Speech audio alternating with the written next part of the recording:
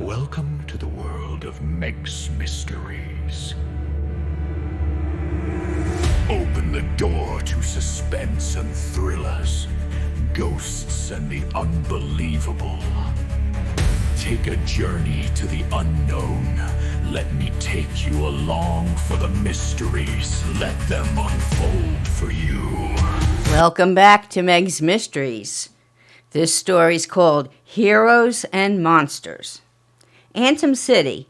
Antum, the Egyptian word meaning city of many waters. And our busy city was named for its many waterways, lakes, rivers, and streams that run through our great metropolis. We have been here in peace and prosperity for many years, but now chaos and destruction are taking over our peaceful life. Who will save us now? Special news report. 8 mentally ill patients escaped from Blackwell Hall Asylum on the outskirts of our city. Armed and dangerous. Police are on the lookout for Scarlet Starlight, Jim and Opal Diamond, and 5 others who escaped on Thursday morning. Do not approach. Call police if you see them. Ivy came in and turned on the news. Look, Bruce, do they look familiar? Yes, that's Murder, Inc., he said. The gang we helped put away. Now they're out with more crazies loosed on the city. I'll call Captain Smith and see if we can help.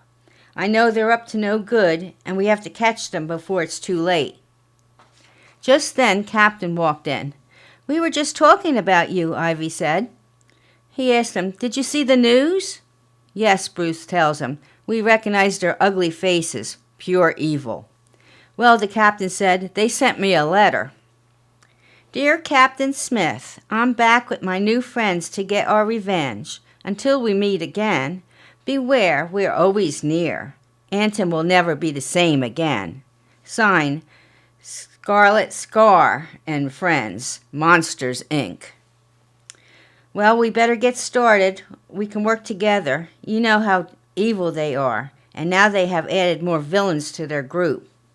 I have a meeting and press conference with the mayor. He wants you on board, too. The offices of Harlequin Investigations are in Bruce's private home, an old hotel his family had back in the 30s, now used for his personal home and the investigating business. When his father and mother retired and moved away to Hawaii, he left his trusted handyman, MacGyver, to help out. He was a longtime help and friend to the family.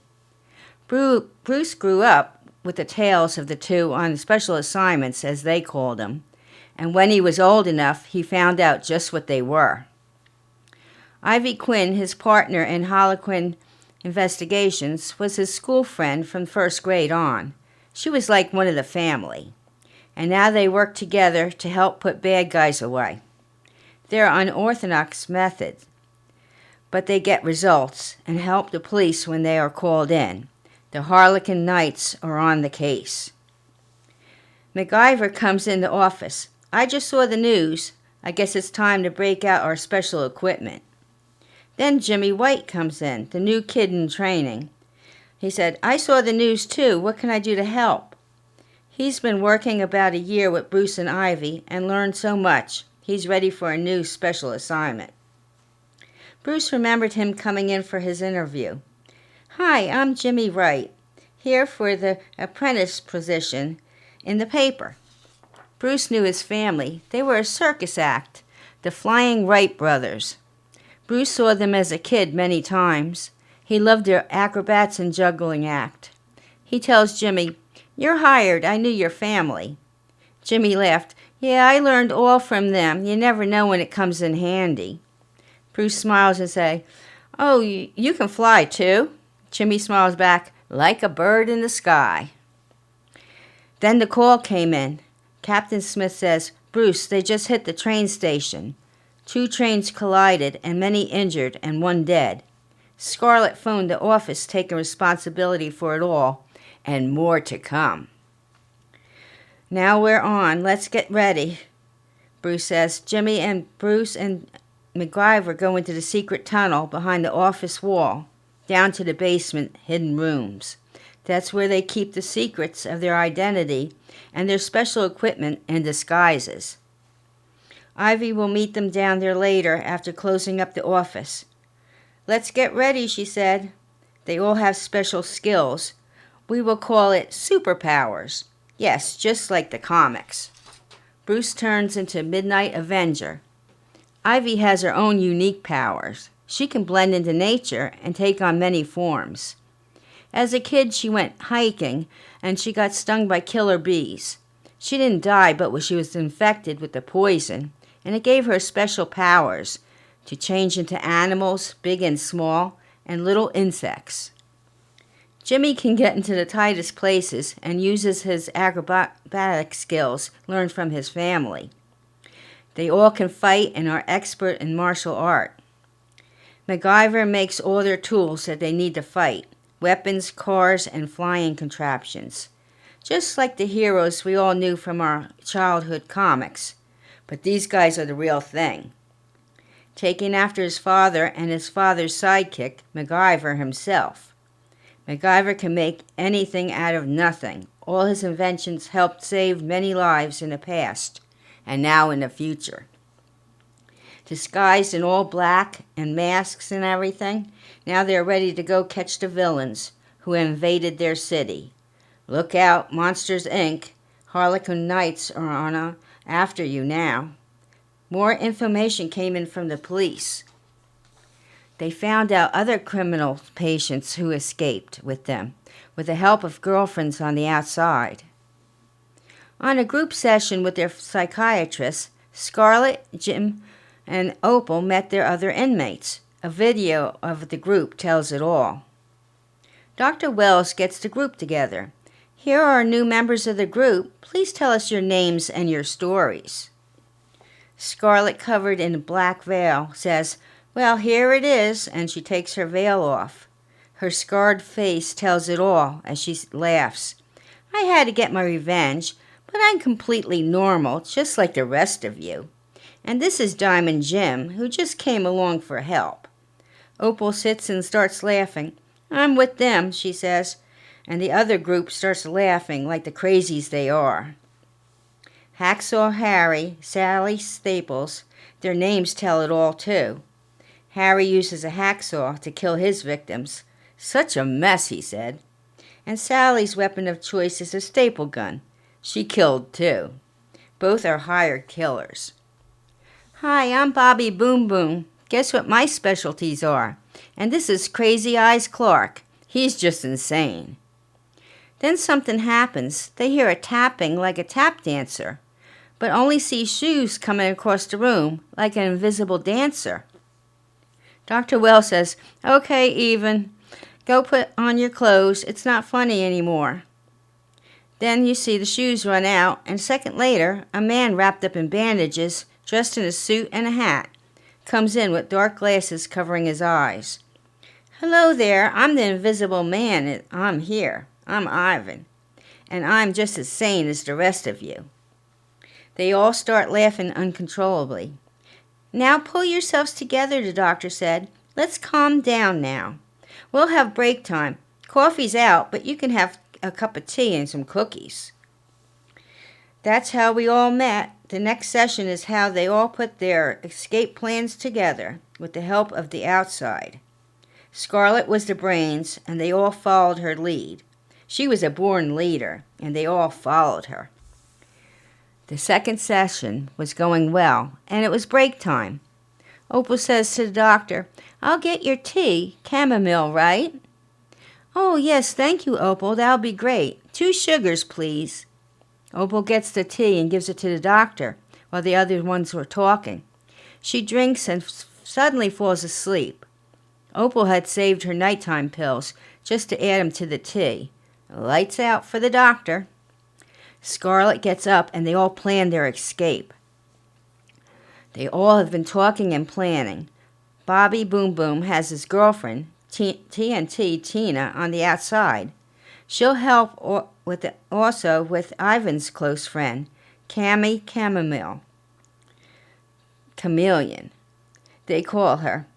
She can blend in and get inside without anyone seeing her. Tina will have explosives, and her brother Frank, called Flash, a firebug himself, will be the driver of the getaway van. They'll blow up a section of the building and escape at the next session. You think, what crazy names they have. Ivan was in the accident in the army. They were working on a cloaking device, and it went wrong. He became invisible and went crazy and killed many soldiers, and he wound up in the asylum. Cammy was also in the army, experimenting on new camouflage, like a chameleon can change into an environment.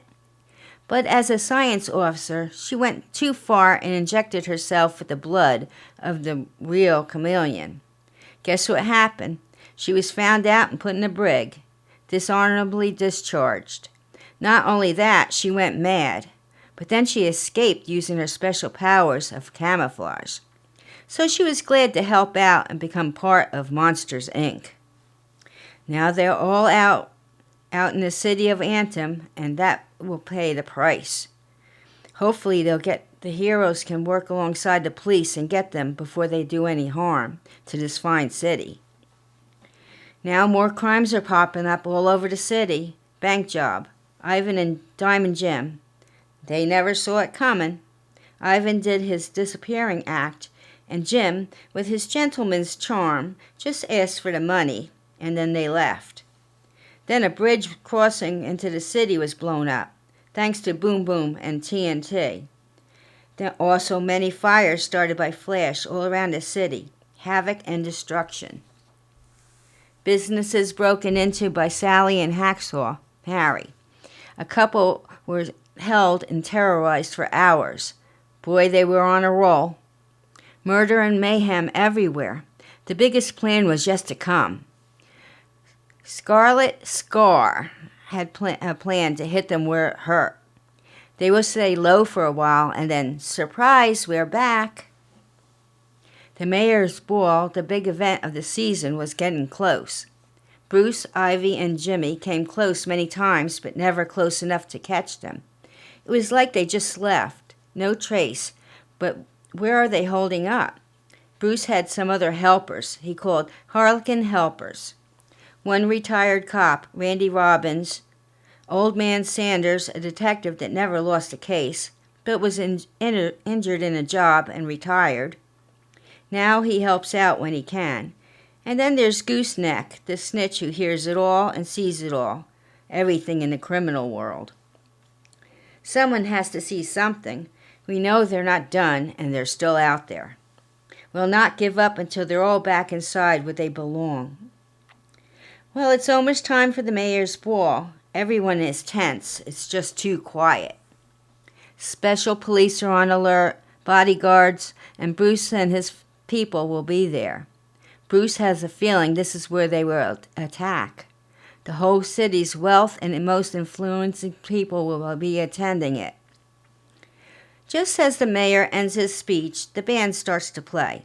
His family is all there, his son, his wife, and his only daughter. They're celebrating her 19th birthday also. A handsome man comes up to her and asks for a dance. Her mother says, "Go have fun." Then they start to dance around. It was the best day of her life, she thought. Then the doors blew open, armed with guns and gas masks. How did they get past the guards and all the police? They gassed them. Now Scarlet waltzes in, and the whole crew. "Well, isn't this something special?" And she says, "And no one invited us?" Then Ivan, who was there all along, but no one saw him, he puts on a hat, gets a bag out to the wealthy patrons and says, "Fill it up, jewels, money, everything." Then the others also go around and collect it all. While that is happening, the handsome stranger dances with the mayor's daughter, says, "Come with me, I'll get you out safely." And they go out the side exit. Scarlet then says, "Everybody down," and shoots the gun up in the air. And then they all leave. But Bruce and Ivy knew something was going to happen, and they slipped out beforehand and got ready to follow. Jimmy was waiting in their vehicle, specially made with a speed and other special features. A cloaking device that MacGyver invented. Just like Ivan, this too can become invisible. So they followed them. Then Bruce got a message from Captain Smith The mayor's daughter was kidnapped, and a ransom note was left behind. They want $10 million by midnight tomorrow, and a safe passage out of the city, or she'll be sent back in pieces. We know how evil they can be. They're all crazy. So Bruce and the rest are still in pursuit, but will stay hidden until it's safe to get her out safely. They'll use their special skills. Ivy will blend in, and Jimmy will climb in and get away into their lair. It was an old building by the train station that was abandoned for years. Well, they caught them off guard and overtook the whole gang. Bruce let the police know where they were when he found them. They surrounded the place. They never knew what hit them. Scarlet yelled, "Bruce Knight, this is not over. I'll be back." Bruce just said, "Not if I can help it. You're all put away for good this time." So they all wound up back in Blackwood Hall Asylum in solitary, far away from each other in new secure wing, made unescapable. Bruce and Harlequin Investigations gave most of the money. Also, the mayor kicked in to have it billed special, unbreakable. So, good versus evil won this time. Heroes versus monsters. The city is at peace again, but Midnight Avenger, Ivy, and Jimmy are always here to serve and protect just in case, with the help of Harlequin Knights. Until next time, I hope you enjoyed this story. Come back for more on Meg's Mysteries. Enjoy your evening.